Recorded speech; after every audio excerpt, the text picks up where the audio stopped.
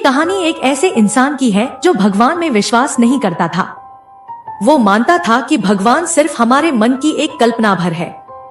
जैसे इस धरती पर कोई शैतान नहीं होता, ठीक उसी तरह इस धरती पर कोई भगवान नहीं होता है।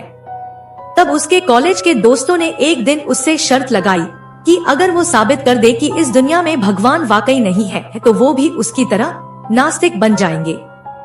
तब उस लड़के ने इस चैलेंज को माना और कहा कि एक दिन वो ये बात बिना किसी धोखे के पक्की तरह से साफ कर देगा। फिर उस लड़के ने बहुत सोचने के बाद एक प्लान बनाया। अब भगवान की पूजा तो सब करते हैं, हर देश हर प्रांत में कोई ना कोई भगवान बसते हैं, कृष्णा, यसु और भी कई सारे, और हजारों सालों से उन्हें पूजने की प्रथा भी चली आ रही है।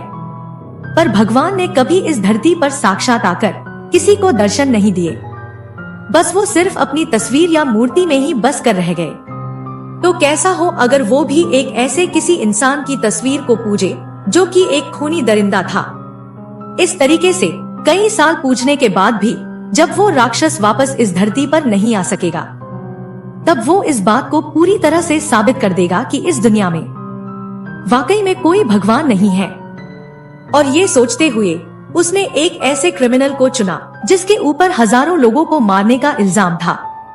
ये जापान का एक वो सैमुराई था जिसने युद्ध में दूसरों की जमीन हथियाने के लिए सैकड़ों कत्ल किए थे।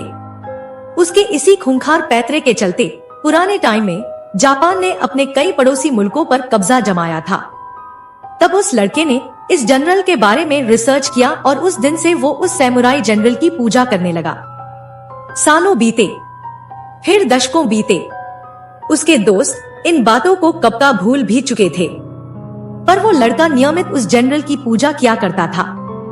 फिर एक रात जब वो लड़का एक 90 साल का बूढ़ा आदमी हो चुका था, अपने कमरे में आराम कर रहा था, वो अपने पीछे से एक आवाज सुनता है। जब वो पलट कर देखता है तब वही सैमुराई जनरल अपनी तलवार निकाले उसे घूर रहा होता है।